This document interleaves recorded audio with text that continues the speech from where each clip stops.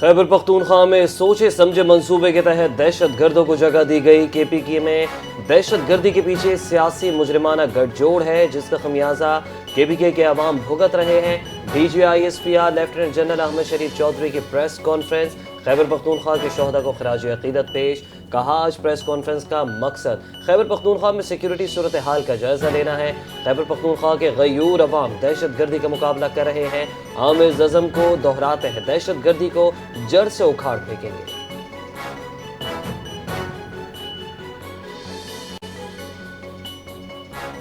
کون ہے جو کہہ رہا ہے دہشت گردوں کے خلاف آپریشن نہیں ہونا چاہیے؟ کہاں سے یہ آوازیں آ رہی ہیں؟ کون کہہ رہا ہے آپریشن نہ کریں، بات چیت کریں؟ وہ شخص کون ہے جو پوری اس کارروائی کو چلا رہا ہے؟ خارجیوں سے بات چیت کر لیں، آپریشن بند کریں۔ وفاقی وزیر اطلاعات کے نامزد وزیر اعلیٰ پختونخوا پر الزامات پر D G I S P R کا جواب۔ کہا اس مجرمانہ سوچ کی قیادت آپ کی فوج، آپ کی پولیس اور آپ کے بچے پختونخوا کی ترقی، صوبے کی گورننس دے رہی ہیں۔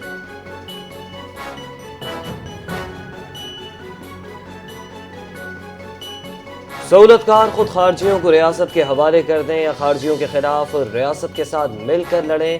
اگر ایسا نہیں کرنا تو پھر سہولت کاروں کے خلاف پاک فوج کے ایکشن کے لیے تیار ہو جائیں۔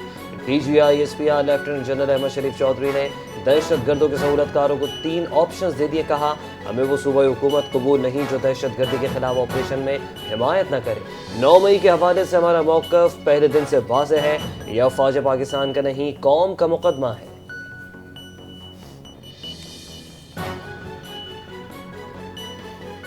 یہ الزام عائد کیا جا رہا ہے اور مختلف جگہوں سے خبریں آ رہی ہیں۔ پاکستان نے کابل میں 4 جگہوں پر اسٹرائیک کی جس میں ایک خارجی بھی مارا گیا۔ صحافی کا D G I S P R سے سوال۔ افغانستان پاکستان کے خلاف دہشت گردی کرنے کے لیے بیس آف آپریشن کے طور پر استعمال کیا جا رہا ہے، اس کے ثبوت اور شواہد بھی موجود ہیں۔ پاکستان کے جان و مال کی حفاظت کے لیے جو ضروری اقدامات کیے جانے چاہیے وہ کیے جائیں گے اور کیے جاتے رہیں گے۔ لیفٹیننٹ جنرل احمد شریف کا جواب۔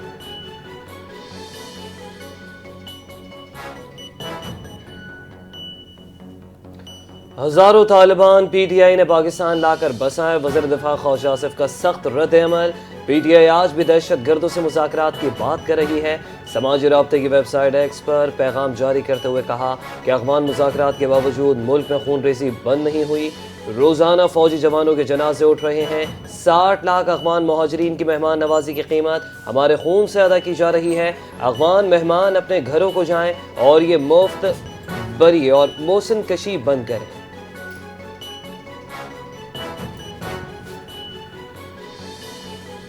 اورکزئی حملے میں ملوث 30 بھارتی سرپرست یافتہ خارجی جہنم واصل۔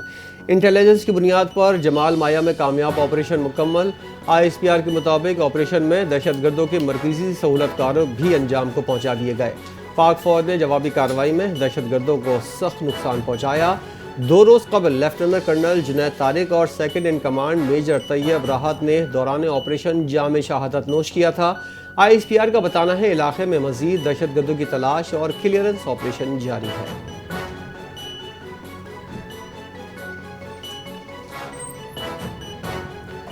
صدر مملکت آصف علی زرداری وزیر اعظم شہباز شریف کو اورکزئی میں بھارتی سرپرست خوارج کے خلاف سیکیورٹی فورسز کی کارروائی پر خراج تحسین پیش۔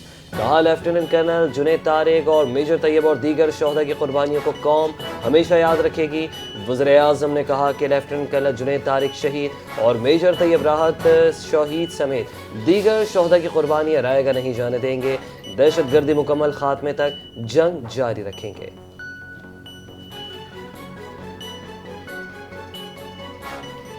محکمہ انسداد دہشت گردی کا پختونخوا کے ضلع بنوں میں آپریشن 2 انتہائی مطلوب دہشت گردوں کو ہلاک کر دیا۔ سی ٹی ڈی کے مطابق ہلاک دہشت گردوں میں 4 پولیس اہلکاروں کی شہادت میں ملوث ماسٹر مائنڈ بھی شامل۔ دہشت گرد خالد نے 2023 میں سی ٹی ڈی اور پولیس اہلکاروں پر حملے کیے تھے۔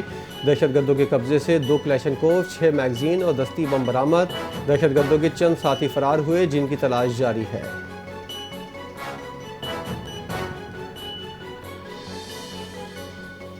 وزیر داخلہ محسن نقوی کا پشاور میں فیڈرل کانسٹیبلری ہیڈ کوارٹرز کا دورہ، شہداء کو خراج عقیدت پیش کیا۔ کانسٹیبلری میوزیم کے دورے کے دوران قدیم اسلحے میں گہری دلچسپی کا اظہار کیا۔ ایف سی ہیڈ کوارٹرز میں محسن نقوی کی زیر صدارت امن و امان کی صورتحال پر اجلاس ہوا۔ امن و امان یقینی بنانے کے لیے فیڈرل کانسٹیبلری کی استعداد بڑھانے کا فیصلہ کیا گیا۔ محسن نقوی نے کہا کہ ایف سی جوانوں کو جدید تقاضوں کے مطابق تربیت دینے کے لیے بیرون ممالک بھی بھیجا جائے، ایف سی کے تمام ممکنہ وسائل فراہم کیے جائیں۔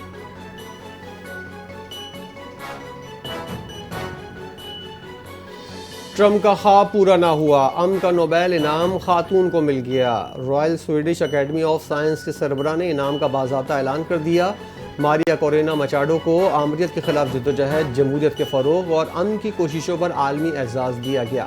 نوبیل کمیٹی کا کہنا ہے مچاڈو نے بین الاقوامی امن اور عوامی حقوق کے لیے نمایاں کردار ادا کیا۔ نوبیل انعام الفریڈ نوبل کی یاد میں دیا جاتا ہے۔ پہلا انعام 1901 میں تقسیم ہوا تھا۔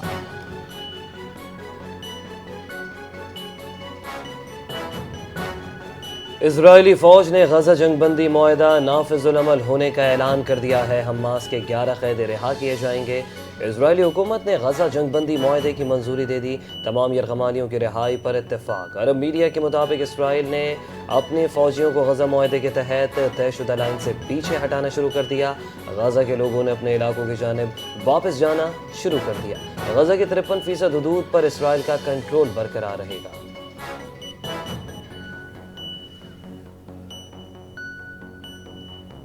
اسرائیل نے فلسطین کے مقبول سیاسی لیڈر مروان کا نام غزہ جنگ بندی ڈیل کے تحت رہا ہونے والے افراد کی فہرست سے نکال دیا۔ فلسطینی سیاسی جماعت فتح مومنٹ کے رہنما اور مقبول سیاسی لیڈر مروان سال 2003 سے اسرائیل کی قید میں ہیں۔ حکام نے بتایا ہے برغوثی کا نام رہائی پانے والے فلسطینی اسیران کی فہرست میں شامل نہیں کیا گیا۔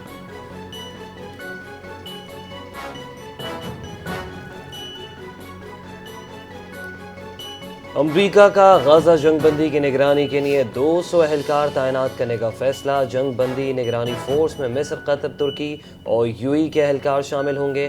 امریکی عہدیدار نے بتایا کہ امریکی اہلکار غزہ نہیں جائیں گے۔ تعیناتی کا مقام جلد طے ہوگا۔ امریکی سینٹرل کمانڈ اسرائیل میں سول ملٹری کوارڈینیشن سینٹر قائم کرے گی۔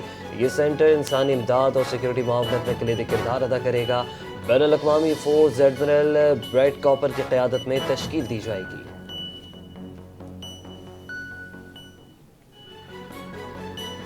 اسرائیلی فوج نے غزہ سے بتدریج انخلا کا عمل شروع کر دیا۔ فوجی کیمپ خالی، اہلکاروں کو سامان باندھتے دیکھا گیا۔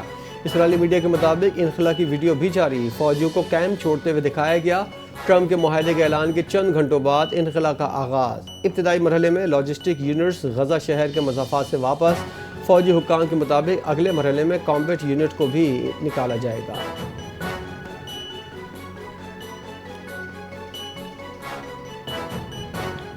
ٹرمپ اتوار کو مشرق وسطی روانہ ہوں گے۔ اسرائیل میں قیام کا امکان۔ صدر ٹرمپ نے اوول آفس میں صحافیوں سے گفتگو کرتے ہوئے کہا کہ یرغمالیوں کی رہائی پیر یا منگل کو متوقع ہے۔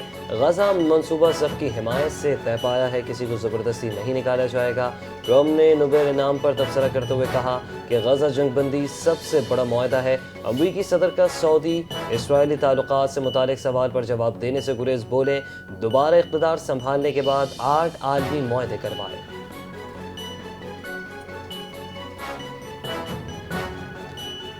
اگر حماس کو مکمل طور پر ختم نہ کیا گیا تو حکومت گرانے کے لیے ووٹ دیں گے۔ اسرائیل کے دائیں بازو کے انتہا پسند وزیر اتمار بن گوئر کا نیتن یاہو کو سخت انتباہ۔ اپنے بیان میں کہا کہ غزہ امن معاہدے کی مخالفت کرتے ہیں۔ ایسے کسی معاہدے کی حمایت نہیں کی جا سکتی جس کے تحت فلسطینی قیدیوں کی رہائی عمل میں لائی جائے۔ نیتن یاہو کی حکومت نے حماس کے وجود کو برقرار رہنے دیا تو اتحادی حکومت سے علیحدگی اختیار کر لیں گے۔ مذہبی جماعت کا احتجاج، اسلام آباد پنڈی کے داخلی راستے بلاک، موبائل انٹرنیٹ سروس بند کرنے کا حکم۔ وفاقی دارالحکومت میں داخلی راستوں پر کنٹینرز لگ گئے، آمد و رفت متاثر، موبائل ڈیٹا سروس بھی متاثر، شہریوں کو انٹرنیٹ استعمال میں مشکلات کا سامنا۔ راولپنڈی کے کئی نجی تعلیمی ادارے بند، طلباء کو چھٹی دے دی گئی۔ وزارت داخلہ کی جانب سے موبائل انٹرنیٹ سروس بند رکھنے کے لیے پی ٹی اے کو خط لکھ دیا گیا۔ اسلام آباد اور راولپنڈی میں سیکورٹی انتظامات میں مزید سختی کا فیصلہ کر لیا گیا۔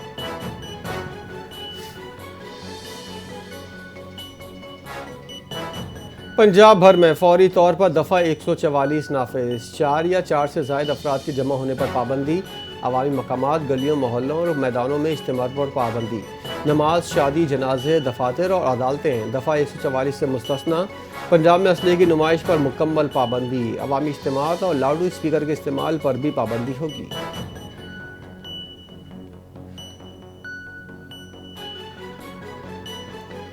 پنجاب حکومت کا خصوصی بچوں کے لیے بڑا اقدام، 48 نئی بسوں کی منظوری، خصوصی بچوں کو ہمت کارڈ پروگرام میں شامل کرنے کا فیصلہ۔ وزیر اعلیٰ پنجاب مریم نواز کی زیر صدارت اسپیشل ایجوکیشن کے حوالے سے اہم اجلاس۔ کہا آٹزم اسکول میں غریب بچوں کے لیے مفت تعلیم اور تھراپی فراہم کی جائے گی۔ دنیا بھر سے آٹزم ماہرین کی خدمات حاصل کرنے کی منظوری دے دی گئی۔ پنجاب میں خصوصی بچوں کے 5000 سے زائد داخلے، نیا ریکارڈ قائم ہو گیا۔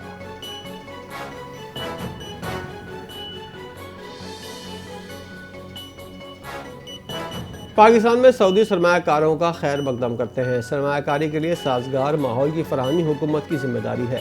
وزیر خزانہ محمد اورنگزیب کا تقریب سے خطاب۔ کہا سعودی عرب کا ویژن 2030 دنیا میں منفرد مقام حاصل کر رہا ہے۔ 3 بڑی عالمی ریٹنگ ایجنسیوں نے پاکستانی معیشت کو مثبت قرار دیا۔ توانائی اور ٹیکس سمیت کئی شعبوں میں بنیادی اصلاحات جاری ہیں۔ وزیر خزانہ نے اعتراف کیا سیلاب زدگان کی بحالی ایک بڑا چیلنج ہے۔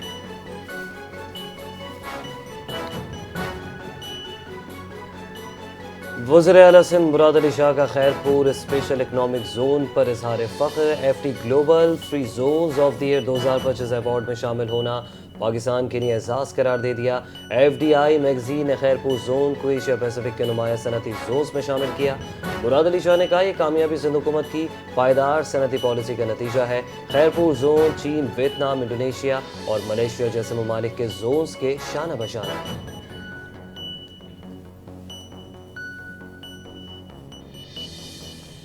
کوئٹہ کی پروفیسر ڈاکٹر عائشہ صدیقہ نے دنیا بھر میں پاکستان کا نام روشن کر دیا۔ فیکو کے انتخابات میں ٹرسٹی منتخب، یہ اعزاز حاصل کرنے والی پاکستان کی پہلی خاتون بن گئیں۔ ڈاکٹر عائشہ ویمنز ایوارڈ 2025 سے بھی نوازا گیا۔ عالمی سطح پر خدمات کا اعتراف، 142 ممالک کی نمائندگی کرنے والے ادارے میں صرف 10 نمایاں شخصیات کو شامل کیا جاتا ہے۔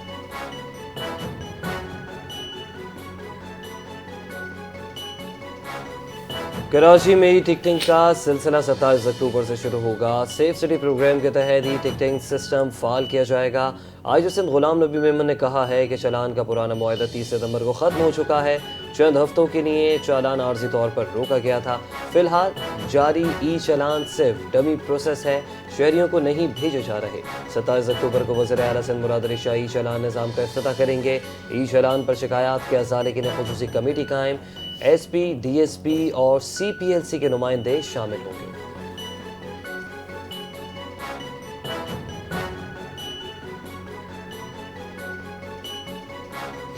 ماضی میں لوگوں کو بھتے کی پرچیاں ملتی رہی ہیں، حالیہ واقعات میں پولیس نے مؤثر کارروائی کی ہے۔ وزیر داخلہ سندھ ضیاء الانجار نے نیوز کانفرنس میں شہر میں بڑھتی ہوئی بھتہ خوری کو انتہائی سنجیدہ مسئلہ قرار دیا۔ کہا بھتہ خوری میں ملوث 4 ملزمان پولیس مقابلوں میں مارے گئے، 3 زخمی ہوئے۔ سمت کاٹھیا واڑی بین الملک سے بھتہ خوری کا نیٹ ورک چلا رہا ہے، جس کے ریڈ وارنٹ کے لیے وزارت داخلہ کو خط بھجوا دیا ہے۔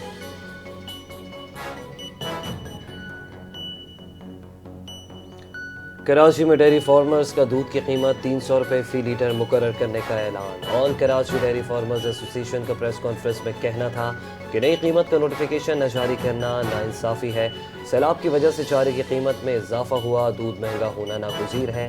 دیگر شہروں میں دودھ کی قیمت 240 سے 270 روپے فی لیٹر تک پہنچ گئی۔ کراچی میں دودھ 220 روپے فی لیٹر پر ریٹیل پر فروخت ہو رہا ہے۔ ڈیری فارمرز نے مطالبہ کیا کہ فوری قیمتوں میں اضافہ تسلیم کیا جائے۔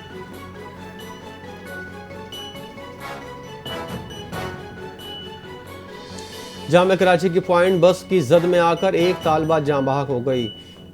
صوبائی وزیر جامعات محمد اسماعیل راہو کا سخت نوٹس، جامعہ کراچی کے وائس چانسلر سے فوری رپورٹ طلب کر لی، واقعے کی مکمل انکوائری کا حکم۔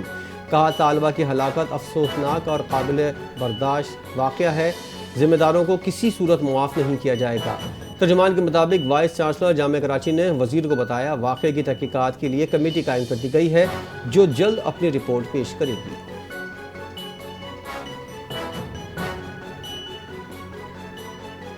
जामिया कराची की बस की जद में आकर तालिबा के जाबाग होने पर गवर्नर सिंध कामरान टिसोरी का नोटिस, गहरे रंजो गम का इजहार, जाबाग तालिबा के अहल खाना से दिली ताज़ियत।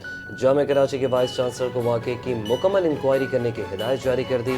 पुलिस हुक्काम को भी हादसे की जामे तहकीकात करके रिपोर्ट पेश करने का हुक्म दिया। आइंदा ऐसे वाक़यात की रोकथाम के लिए मौसर प्लानिंग की जाए। कामरान टिसोरी की वाइस चांसलर जामिया कराची खालिद राकी को हिदायत। लाहौर में फ़िज़ाई आलूदगी की सतह तशवीशनाक हद तक पहुँच गई। शहर में स्मोक की औसत शरह 183 रिकॉर्ड। सांस की बीमारियों का खतरा। शहरियों को मास्क पहनने और गैर ज़रूरी बाहर निकलने से गुरेज की हिदायत। शहरियों से एहतियाती तदाबीर अपनाने की अपील। महकमा मौसमियात के मुताबिक लाहौर में आज दर्जा हरारत 19 से 29 डिग्री सेंटीग्रेड तक जाने का इम्कान है।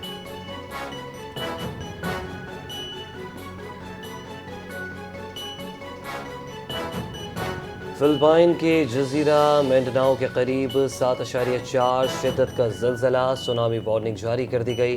ज़लज़ला सुबह 9:43 पर आया। बहरल काहिल में 1 मीटर ऊंची लहरों की पेश गोई। हकाम की साहिली इलाकों के मकीनों को महफूज मकामात पर मुंतकिल होने की हिदायत।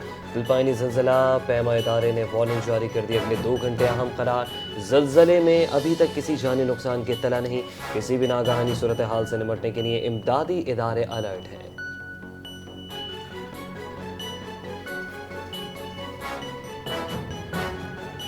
एशिया कप की ट्रॉफी को दुबई में ताले में रख दिया गया। ट्रॉफी को ना हाथ लगाया जाए ना ही किसी को बगैर इजाज़त दी जाए।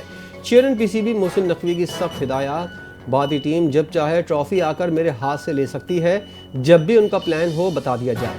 दूसरी जानिब बीसीसीआई ने मामला आईसीसी इजलास में उठाने की तैयारी शुरू कर दी। नवंबर में मीटिंग में मामले को उठाया जाएगा।